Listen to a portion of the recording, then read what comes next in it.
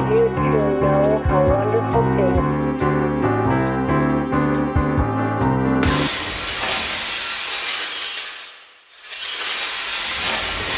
This is the Loud family, UnShattered.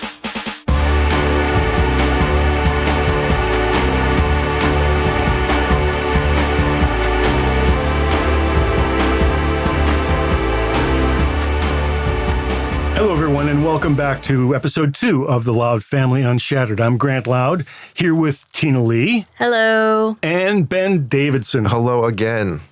In this episode, we're going to take a little step out of the timeline of the original series and talk a little bit about the missing voices that aren't here with us. My mom, my dad, and my brother Lance Loud. And especially more about Lance. We talk a little bit more about mom and dad in upcoming conversations. Yes. But we did want to give some airtime to those people who could not be here, right? Yeah. So I think we start off talking about my dad, who in particular received a lot of rough treatment for his behavior at the time. He was guilty of having a lot of extramarital affairs. It led to the breakdown of his marriage and the breakup of the family. But there's an upside to that, too, because he was a terrific guy. He was a hardworking guy. He was a very creative guy. And you'll hear over the process of these different conversations how much love there is in the family for him. We have a lot of respect for what he created and what he provided to all of us. Yeah. I think that comes through, too, listening to you guys talk about it, just how much he was there for you guys even after the divorce and everything. Yeah. How much you guys loved each other.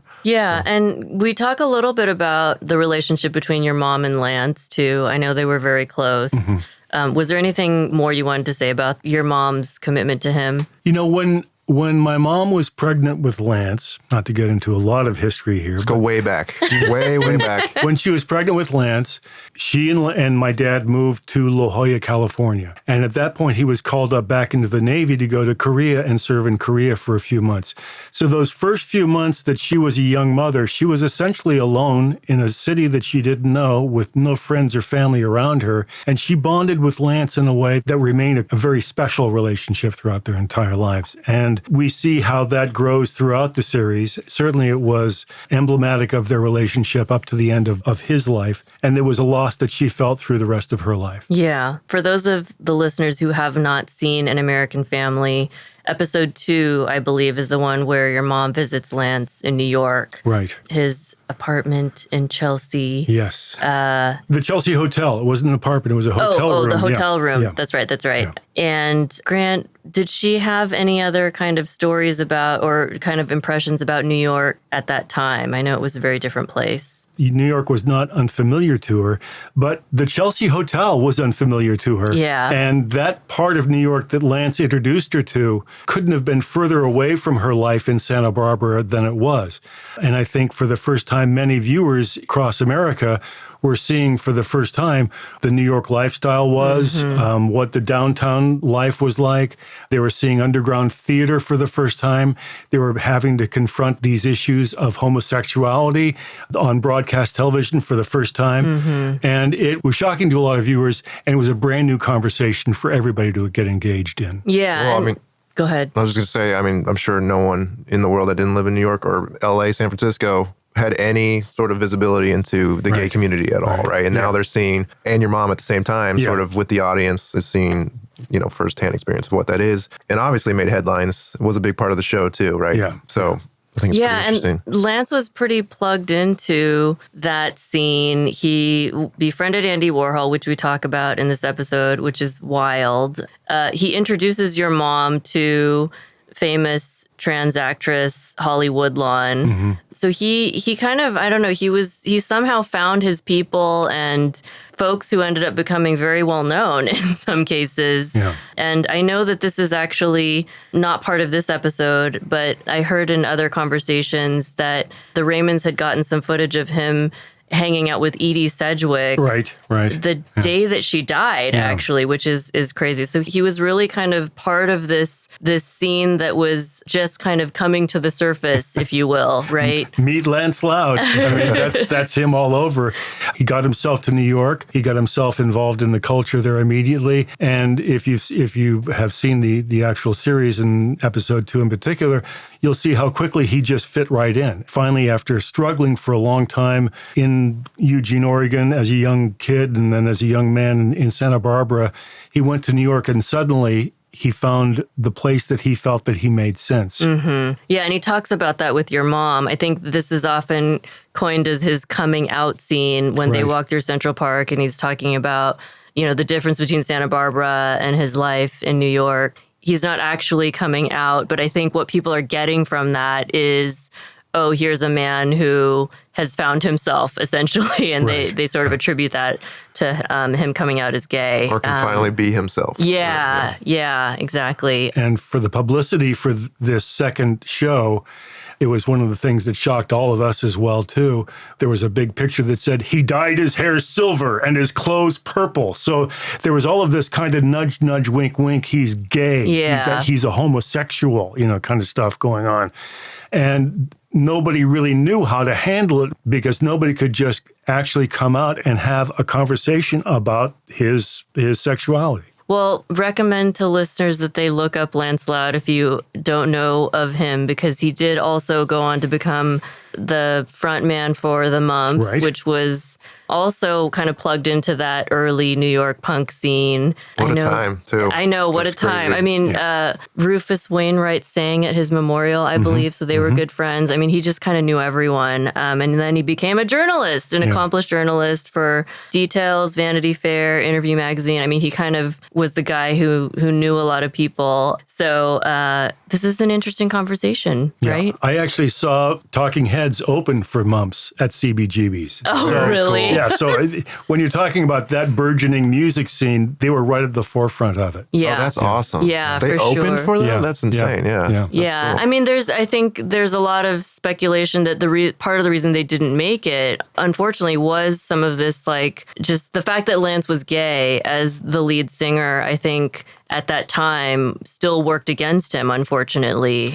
In many ways, I guess he was ahead of his time. Yeah. So this is a conversation about Lance and a little bit of Bill and Pat. Yes.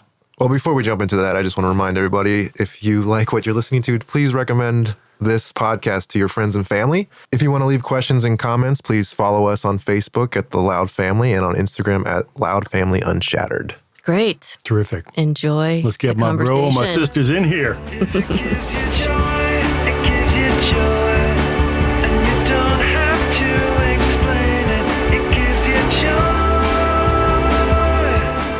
And you don't We ready to do this? Yeah. Yes. Yeah. I think we can start, can't we? Let's start. Okay. How are you guys doing? Good. We're good. How are you guys doing? Any afterthoughts from last week's convo?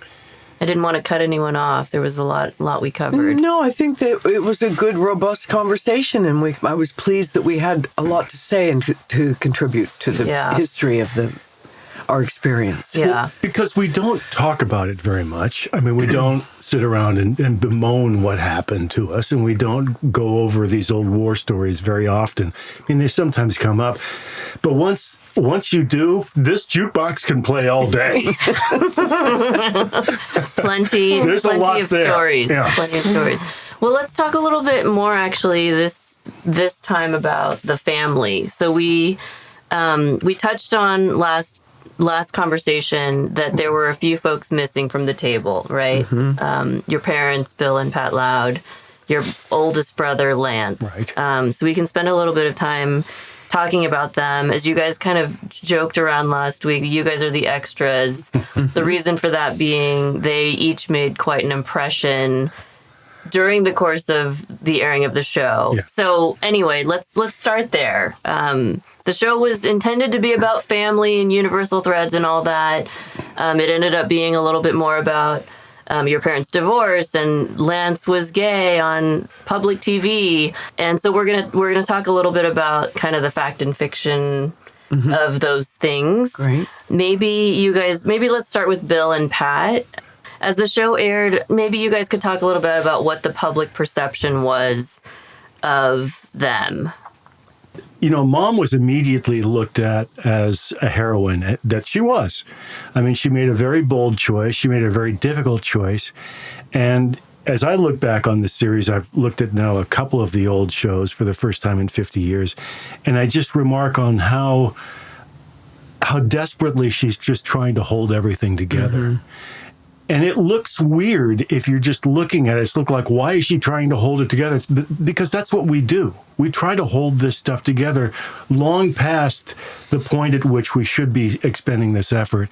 And she's doing it by herself, and she's doing it heroically. And she's the only one that's trying to do it. So the audience, I think, really immediately gravitated towards her and her story because it was so effective.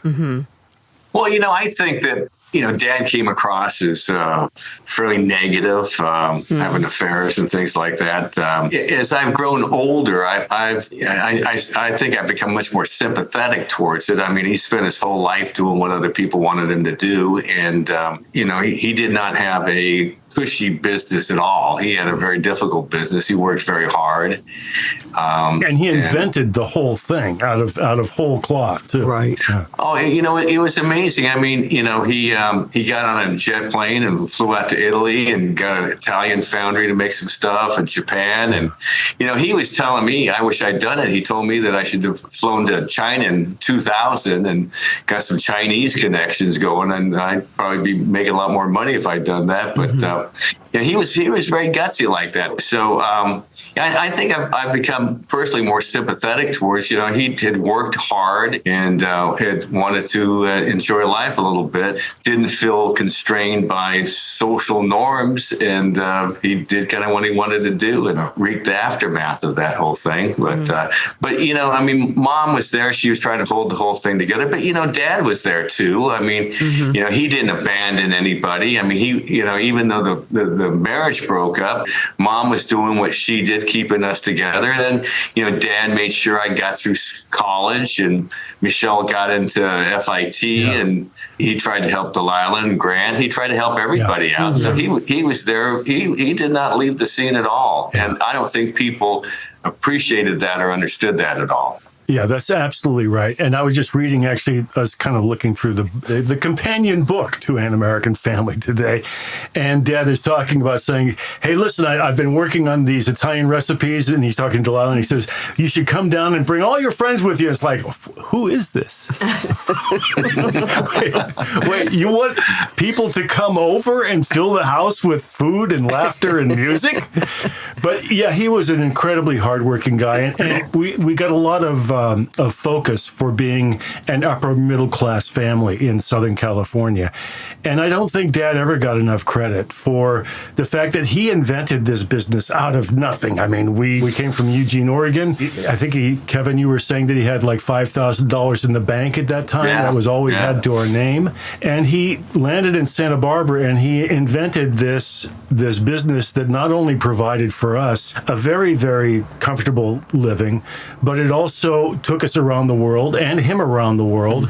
And as ugly as the business itself was, going to open pit mines throughout the Southwest, it really provided us all with a really, really very, very comfortable life. And I think from the beginning as the concept was presented to us in the beginning, Mom and Dad already, they'd known each other for decades, right? Their whole lives, really, since they were little kids. And they'd been married for 21, 22 years at that point.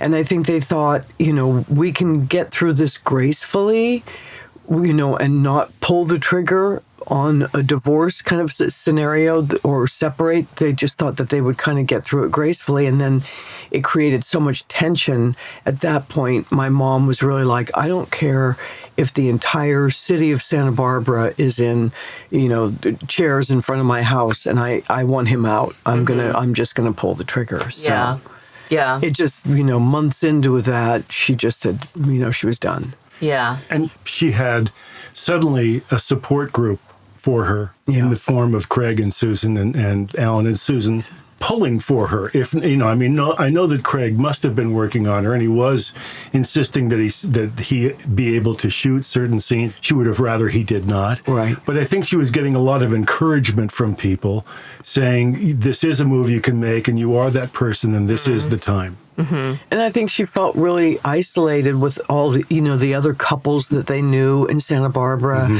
There was not a lot of support once things started to go south, she was kind of on her own. And she had, Craig was an intellectual guy from New York that she could talk to and have a privacy factor with. She trusted him. Yeah. But he was definitely a supporter. And he was a close and intimate friend with her. So. And after Cinema Verite, she told me she never did sleep with Craig Gilbert. Yeah. Of course she didn't. But I just Never did. That's an ugly thought, even. But she might have liked to sleep with Tony with James Gandolfini. James Gandolfini. Yeah. She might have changed her mind. When this was my favorite thing at the end of the red carpet experience at Paramount Studios, and James Gandolfini comes up to my mom as we're getting into the limousine after we've just done this great screening for Cinema Verite, and he comes up to her and he taps her on the shoulder and he says, "Pat, you need anything, you call me." No, he didn't. He did a full-on Tony Soprano. Tony went right for it. That's amazing. And he wasn't kidding either. He wasn't kidding. No. Because he knew anyway. Oh my God. Well, I mean, to segue into Lance, who is the third member of the family that is not present, Pat was also called the gold standard of gay moms in the recent 1971 series on Apple TV. Maybe we can talk a little bit about Lance. So he was in New York by the time the filming started. Is that correct? He had already moved. the very first day was at the Chelsea Hotel when Yes. you got out of the Yeah. cab. First day was with Mom and Lance in New York. Yes. So then what was his participation like in the actual show, given that he was across the country? Was it more just that there was a remote team filming him and a team filming you? Well, because it was Lance, he had to have his own team. Lance was a natural. Lance was a superstar natural. Very comfortable. He didn't need any media grooming or anything. He just came out and hit the spotlight. Yeah. Yeah, I mean, definitely in that second episode, I mean, he takes your mom to a show. I mean, there's all kinds of stuff. Did she share anything about her memories about that shoot? Well, what's the quote she has that something about it made me very uncomfortable. Yeah. I won't say how uncomfortable, but it was very uncomfortable. Something like that. She's really never seen anything. She wasn't prepared. But her quote about the Chelsea Hotel was always really good because he kept talking about how there were, they were talking about the Vietnam War and things, unrest in the country, and Riots there were all and these explosions and things happening in New York City. It was like, God, it was just amazing. She said, well, honey, one matchstick would take this place down in a minute. It's pretty good. I think that when we first got into this whole thing, I don't think any of us, the four of us here, were really too comfortable doing it. At least I know I wasn't too comfortable doing it. But Lance saw that, and it was like, oh my gosh, this is what I've spent my whole life waiting for. And he grabbed it and he ran with it. He had a wonderful time with An American Family. That was certainly one of the high water marks of his life, was doing that. Mom was shocked by all this, but the thing that really moved her was that she really felt that Lance had found his tribe. She felt that he found the place that he belonged. It was a place that he fit. It was a place that he made sense. She saw that, and she removed her own personal feelings about how much it disturbed her or frightened her. And because of her deep connection with him that was constant throughout their entire lives, that was the most important part about that experience. Yeah. Yeah, Lance, he always had a calling for New York City. I mean, I remember when he was like 14 or 15, he was writing to Andy Warhol, and he got a letter from Andy Warhol. I don't know, I think you saw this too, Grant. He got this letter, and Andy Warhol had taken a piece of paper and folded it up, didn't put anything in writing, and stuck it in the envelope and sent it to Lance. And Lance treasured that. He treasured that. He thought that was the most phenomenal thing. He kept looking at it and saying, what's going on? And he said, oh my God, it's art. Andy sent me some art. I mean, they did have a real relationship, Should've though. signed it. At one point, Lance says he calls Andy Warhol almost like a parental figure to him. Your mom tells a story about Andy Warhol calling your house in the middle of the night. Do you remember that? Lance had this kind of a pen pal relationship with Andy and was fascinated by him. And Andy called the house at like 2 a.m. or something like that. Mom answers the phone. She says, hello. And he said, is Lance there? And she goes, who's calling? And he goes, Andy Warhol. She goes, hold on. She goes to Lance's bedroom. 1 minute, Mr. Warhol. She goes, okay, hold on. She goes to Lance's bedroom and she goes, Lance, I think Andy Warhol's on the line. And he wakes up, shakes himself off, comes to the phone. He's like, hey, Andy. That's amazing. Just like Very it's the most normal thing in the world. Yeah. Michelle, remember we met Andy up in, what was it, Aspen, or we were up there skiing and Aspen. he came over? Yeah. And the only thing I really remember about that was he was trying to take a picture of all of us, and here he's this, world acclaimed artist. Yeah. And he couldn't get his flash working. We have a great Polaroid from that ski trip with Andy and Dad, Yeah. He was, Andy loved Lance's band too. Andy loved, good-looking young men, certainly. And he loved the Mumps, Lance's band that played at CBGB's back in the day when other little bands were playing there, like Blondie and Talking Heads. Literally, they were all, playing in this funky little... Let's call it a legendary venue. It was. Legendary venue. But I think now with, the struggles with people being gay and being in school and, discovering who they are as a younger person, Lance never really thought that was, was a struggle for him in school. He was chastised and called out and ridiculed and beaten up. And I think he really struggled with a lot of self-worth and who was he, and because at that time there was nothing that really addressed being different in school. Even though he was going to school with other people that became famous actors, they all made fun of him. Not even just being gay. I mean, Lance was just different from day one. He was just a different person. I mean, you'd see me, that guy's from Eugene, Oregon. You'd see Michelle, that kid's from Eugene, Oregon. Kevin, Delilah. See Lance, that guy's an alien. I don't know where he's from. It's like the earliest memories I have of him. He was a very unique and different person. You had an interesting comment about him in that out of the 5 of us, he was the only one that really approached Mom and Dad as an equal adult. Yeah. We all had kind of a child-parent type of relationship with them. But Lance, he'd call Mom Patty, and he'd call Bill, And he'd say, "Oh, honey, you know what Grant's it's just Grant being Grant. Don't bore yourself with that, baby." It's kind of like, who is this guy? Well, how did he get that? He was on equal footing with them from when he was a kid. Yeah. That's so true. He was on equal footing. Good observation. Lance did not recognize anybody's authority over him ever in his entire life. He was always in control. Nobody ever had any say over him. Oh, don't you think he was a little bipolar though? Because when he was up, he was freaking indestructible. He was just tough, and then he would disappear for like a week, and he'd go through all these kind of definitely was not bipolar, but he definitely had ADHD. Definitely, and it wasn't never treated. I mean, later in life, doctors treated it, but it was this real struggle for him to try and do anything.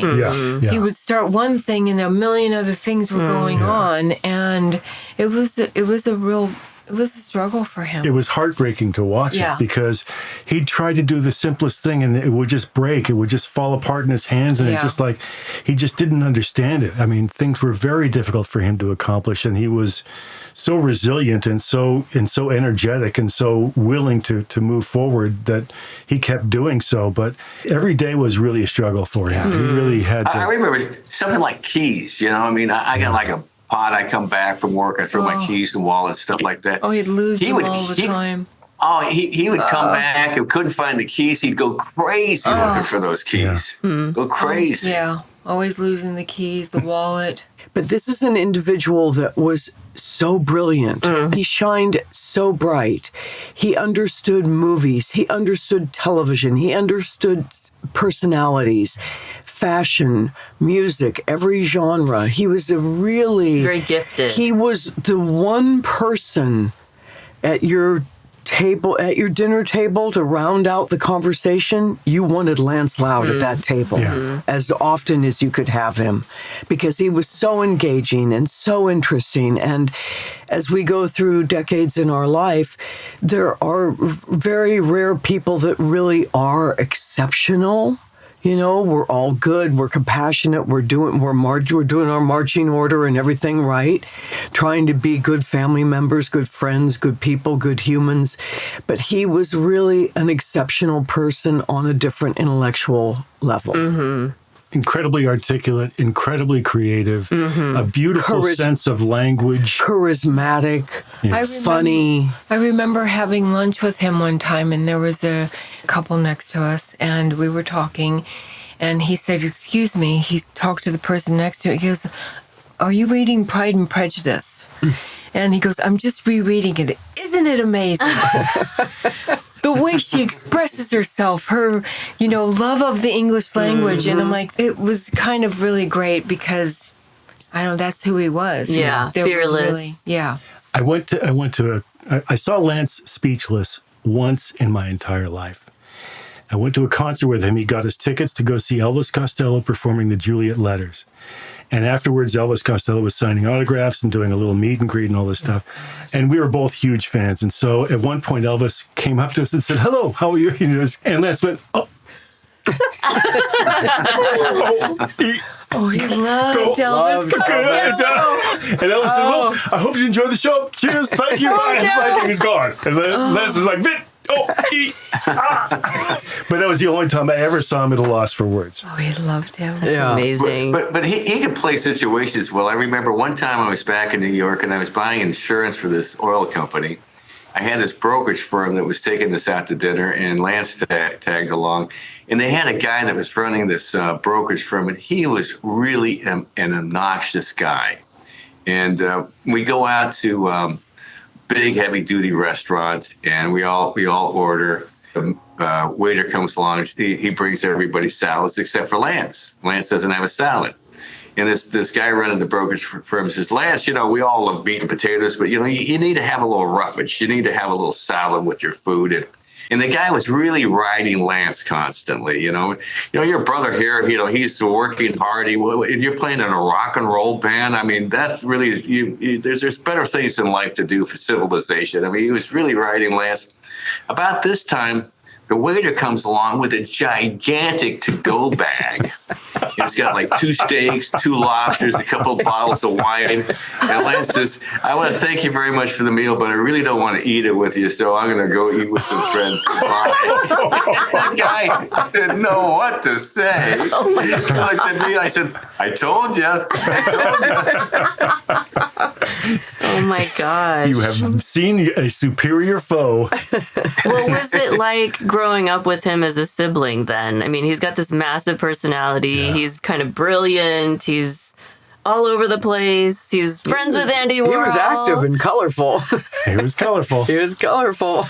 I always go back to the mythology reference. I mean, Lance was Loki. He was the bringer of mischief. He was the god of mischief. He didn't have any malicious bone in his body, but he loved to see chaos. He would just throw things up to chaos just to see how it would go.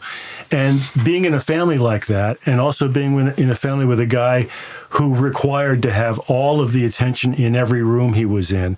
And he usually deserved it because he was charismatic and funny and interesting and a natural performer.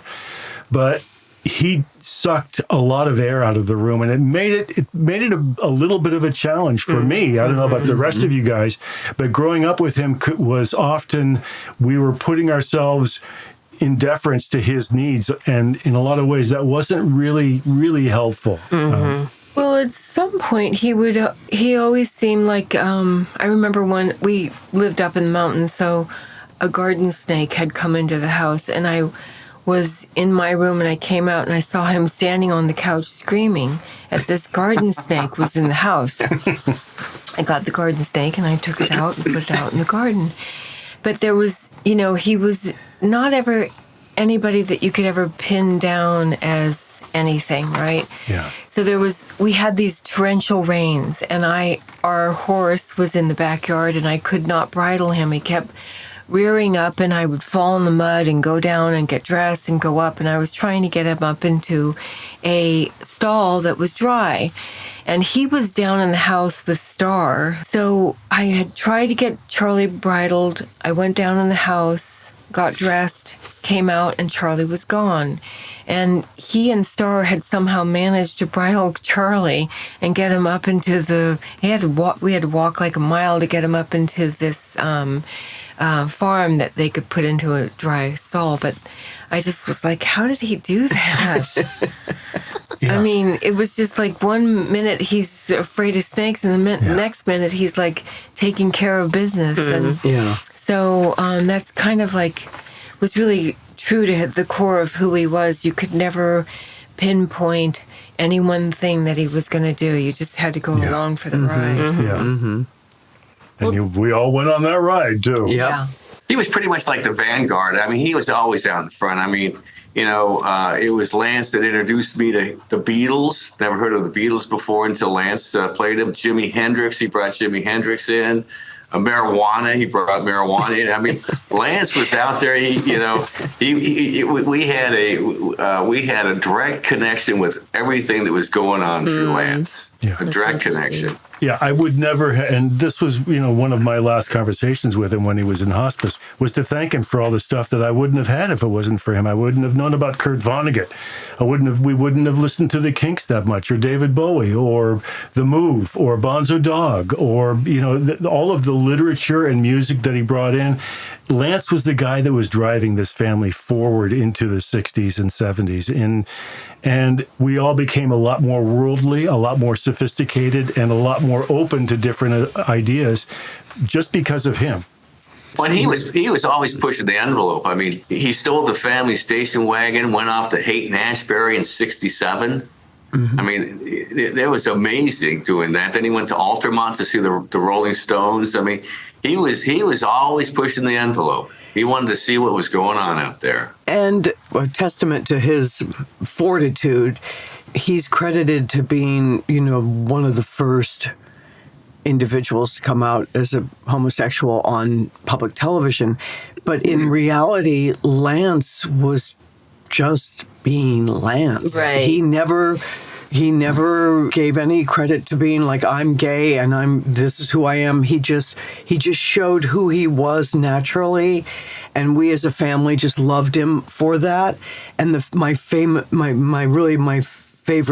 mom quote is on Dick Cavett, when Dick Cavett, turns to Mom and interviews her and says, how do you feel about your son coming out as a homosexual on national television? She goes, well, cigarette puff, put it out. Quite frankly, I don't sleep with my son, so his preference in bed is none of my business. And we all just accepted him for who he was, through that journey, And if anything, he didn't like being made into a figurehead. He didn't want to be. He didn't want to wear that crown. Literally, he did not want to wear that crown. To him, it wasn't the most interesting part of his personality. I mean, he would say, I'm gay, but I have 10 fingers, and one of them is a gay person, and I have 9 other parts to my personality that have nothing to do with that. Lance was the one. Both Mom and Lance, if anybody had really made an effort to capitalize on the fame of American Family, was Lance and Mom. Neither of them were really interested in it. Mm-hmm. Certainly Lance wasn't, because he just wanted to pursue his career with the Mumps. Mom wrote her book, and she just wanted to get out in the world. The rest of us, none of us were really interested in it. Mm-hmm. But Lance was the one that really, if he wanted to be, the gay spokesman or something like that of the 70s, he just wanted to get on with his life and do what he wanted to do. He didn't want to speak for anybody. Well, and on that note, I mean, in a way, he was maybe not voluntarily seen that way as being like one of the few openly gay figures on such a mass media platform. How do you think that impacted him after the show came out? I don't think it did. I think he just marched on. I think he, just tried to pursue his writing career, his love of music. He went on to, he wrote the music column for Andy Warhol's Interview magazine. The Mumps were right on the crest of getting a major music contract with Casablanca Records, and they ended up going with a little band called Kiss instead. Even though they loved Mumps, they didn't want a gay guy as the front runner, but Lance could slay the stage. He was a very, very powerful performer, He and Christian Hoffman wrote incredible lyrics and great songs, and they were right on the cusp of getting that deal, and it launched the band Kiss with Casablanca Records, and after that Lance segued into writing and that career, then moved to Los Angeles. And like everything else, Lance, he didn't need to continue to be this person. It was what he represented to a lot of young men that were watching this and saying, oh, I have options. I can be who I am. And he became a de facto leader, but even though he had no interest in leading an army, he became an example for people to say, well, I can be myself. I can live my authentic life. I can do that. And certainly, Lance had a lot of support, especially in the form of Pat Loud, because of their very, very close bond, that allowed him to not have to have a lot of conflict at home. But that union between her and him, it really does exemplify for me the last half of the 20th century, that special bond between a mother and the growing gay culture that she allowed him to be able to enjoy and flourish in. And then when the AIDS epidemic hit, she was the first one there to make sure that he was taken care of. And I think, again, that this is one of those moments where it was the mothers of the world that pushed that needle between saying this is a death sentence and saying, doctor, you have to get back in there and do something.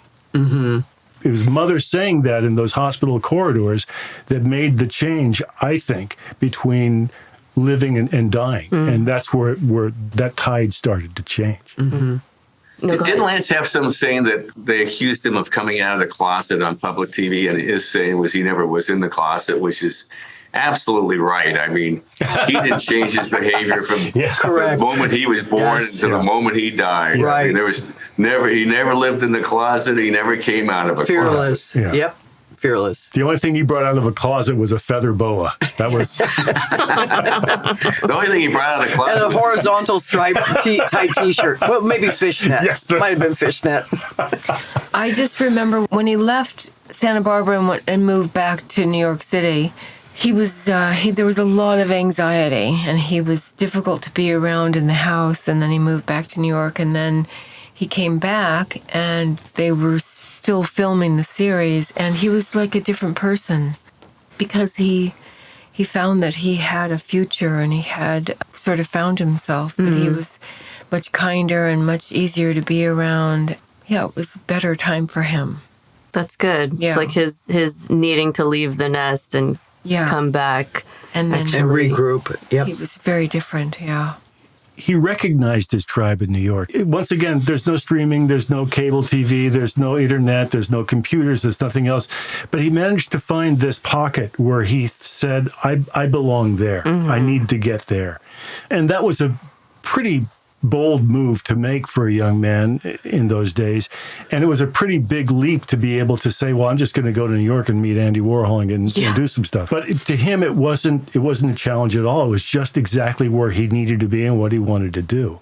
And that was part of the confidence that he had, that this goes back to Pat and Bill Loud, by providing him with a house where he was taken care of and had confidence and knew that he could come back, knew that he was welcomed and loved, and that there was no failure that he could do where he could not walk back into the door and be taken care of again. But Santa Barbara was a very small town, and it was very anti. They did not understand homosexuals. No. And he was arrested by the police department and beat up. And I remember my dad went down. This was after the series had ended. Dad went down and got him out of jail, and he had a broken nose and he was bloody. And Dad said, "I'm going to sue you." And the police officer said, we all stick together. There's no way you can sue us. And then they listed his name in the Santa Barbara News Press for being arrested for solicitation. And he came home and he just cried for days. And we tried to console him, but we knew that at that point, because not only was my mother getting divorced and the phone stopped ringing, but that we were also called out as, you know, these people that were in the series. And it hadn't really aired then. And Mom just knew that we had to kind of leave Santa Barbara and move back to New York or to go somewhere. But yeah, that was a very difficult time for him, because even though he came back home, it was... he was fearless, but he was vulnerable. Yeah. You know, he was a young man facing his own, personal growth and crisis and trying to understand that. And it was challenging. There was Paid no an big, emotional price. big conversation about it. It There were hasn't much changed either. I mean, we're still battling in this country the same issues, even though, and I think that's one of the reasons why he didn't want to be called like this gay icon, because it was really more of a national issue than anything else. But he did help a lot of people see that they could be different. Yeah, it's like a very heavy responsibility to wear that just kind of happened upon him because of the show. Yeah. Right? Yes. And he tried. He wrote, I think he wrote back to almost everyone that wrote to him. He wrote a ton of fan letters, but I do want to make sure we touch on Death in an American Family, which was the kind of final thing he commissioned with Alan and Susan Raymond before he passed away. I wonder, do you guys have some background on why he did that? How did you feel about that? Well, I have a little bit of personal background because he was in hospice care in Los Angeles, and he was very seriously declining. And he hand wrote a pitch to Susan and Alan Raymond that he asked me to transcribe and to send to them. I said, "Is Mom aware of that you want to do this?" And he goes, "Just send it to Susan and Alan. This is my wish. This is my destiny." And so I wrote it out. I brought it back to him, and he read it, and he goes, "Go ahead and send it." And then that just started a fast track. There was no really backing out of it. We were all extremely uncomfortable with it because it's a very personal matter when a family member is that ill and going fast. But it's what he wanted to do, and Michelle and Mom and I tried to support it as best we could. But it was a very, very, very painful process. he had hepatitis C, which causes a lot of confusion in the brain. He did not want to die. No. We asked him several times if he wanted some sort of counseling, and he'd look at you and I go, do you want to talk to somebody about what's going on? And he was like, why? I mean, I'm dying. So he wouldn't do it. And, the confusion in his brain was really quite real. And I just don't think he knew what he was doing. And it was, he wanted to do it. He was adamant about doing it.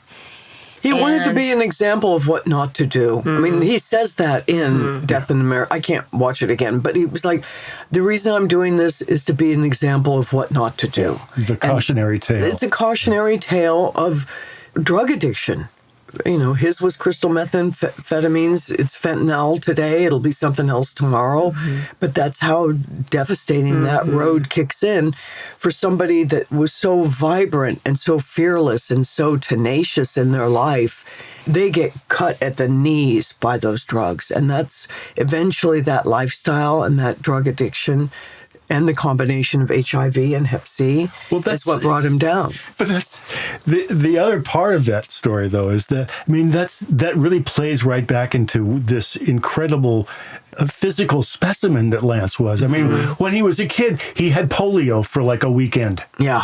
It was mowing down everybody in the country. Hell yeah, I had polio last night. I'm fine now. It's like, what? What happened? And then he had almost a lifelong addiction with crystal meth. And that's a drug that kills people and ruins lives in 6 months. Right. But he was, up until he really started to turn a corner with Hep C, he was in terrific physical health. Right. He was just a Superman. Right.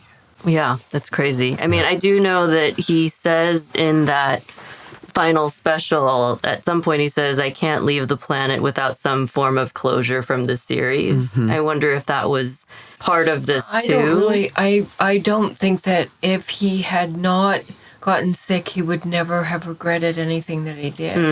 He wouldn't have regretted, he wouldn't have done a cautionary tale, but he needed to sort of have he was trying to have some closure. He wanted to say something too about Craig Gilbert. And having put him in that position of being this gay icon, I think he was kind of not happy about that. Well, But he was a writer. Think he would have regretted anything. Yeah, I completely agree. And he had such a strong voice, and he had a legacy that he wanted to leave and articulate. As painful as it was for all of us, he was going to go out with his last words. Yeah. He kind of wanted to create a magic trick and then a flourish and then leave the stage. There was some business that he wanted to take care of, but as Michelle says, he wasn't thinking well. He wasn't thinking clearly. And it was hard to watch him attempt to do this last thing where we really all just wanted to kind of be with him and have those moments, the last moments with him.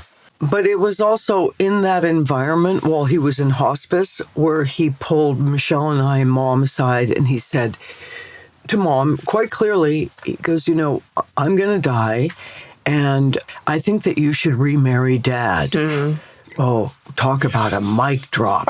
We're like, What? oh, what? And Mom, in a ever graceful, motherly way, took a pause and she said, well, and he goes, you need to have somebody in your life that is your right hand and a friend and is going to be through your next decades together. And he wanted to get Dad out of Houston. And he wanted to get Dad out of Houston, which we did too. So she said, well, I can't promise you that I will marry your father again, but he will always be a friend. And then that one little statement that he made bedside in hospice catapulted us getting Dad out of Houston, living in Los Angeles, and living with my mother for the next 20 years as buddies. Talk about full circle of life. I think it's important also in Lance's legacy to note that he loved his family. We were kind of everything to him. He was very, very protective. Very. Yeah, and actually, I mean, on that note, you guys talked earlier about what a big presence he was. Took all of the energy in the room when he came into it. The absence of that now, how did that impact your family? Well, it's certainly a void, but you hold on to the great singers, the great memories, the great, the laughter, the joy. And he was hard. It wasn't easy being a sibling of Lance's. He was demanding, He loved cats. And so I would get calls from his local vet. Well, he's got another round of feral cats. We got to trap, spay, and neuter. Where's your credit card? I'm like, okay, Here we go. He was a colorful character, and but we missed that. And we have the joy of that memory. Yeah. I remember, because he died on the 22nd of December, and we were having a sad little Christmas together. But I remember us being together at the house and Mom making Christmas dinner and us, having a quiet, sad Christmas. And none of us knew what to put on. We didn't know what music to play because we had never had, that was always what he decided. What we were gonna listen He was to. our DJ. And so suddenly, there isn't any, one of us has to, who's going to put music on now? Who gets that job now? But I mean, that's just a little tiny way of how much he was a major part of all aspects of our lives. I remember when I was talking to Lance and, when he came down with HIV, Mom moved out from London, moved in with him and just cooked for him, cleaned up after him. I mean, just took care of him. A tremendous effort in doing that. One time Lance looks at me, he says, everybody thinks that Mom's saving my life. I'm saving her life. She'd have nothing to do if it wasn't for me. That was so classic. It was his gift to her. That's so It was giving her purpose. Yeah. Oh my God, I love it. That's good, Kev. In closing, I just want to share really one of my favorite. Lance has a lot of great quotes, but really one of my favorite is, family is eternal. You could see it in the shape of their ears or the initials carved into the hearts of trees. Divorce can't destroy it. Television can't devour it. We're still standing loud and proud. Thanks for sharing that, Nice. Delilah. Thanks, guys. This was great. Thanks for being so you. Thanks, candid everybody. and honest. If it gives you joy.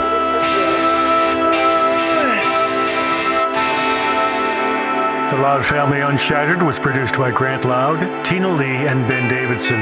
Music by David Poe. Find more at davidpoemusic.com. Special thanks to Harry Friedman and Cole Kuntz. This has been a Magnus et Superbus production.